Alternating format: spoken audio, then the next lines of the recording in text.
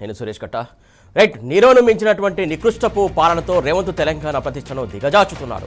ముఖ్యంగా తెలంగాణ భవిష్యత్తును తరాన్ని నిర్వీర్యం చేసేలా కుట్రలు చేస్తున్నాడు.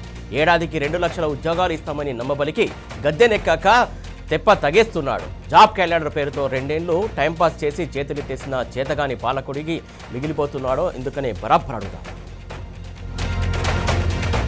అందుకే మాట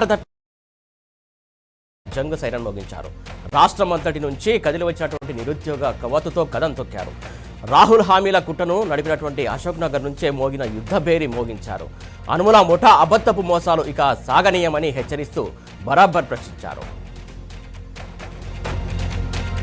నిరుద్యోగుల జీవితాలతో ఆటలాడుతున్నటువంటి సర్కారు తోక కత్తిరిస్తామని వార్నింగ్ ఇచ్చారు.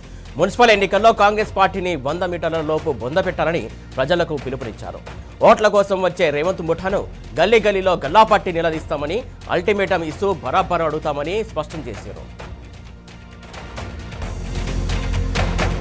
మున్సిపాలిటీలోని నిరుద్యోగులంతా ఏకమై కాంగ్రెస్ నేతలను నిలదీసేలా కార్యాచరణ చేపట్టారు.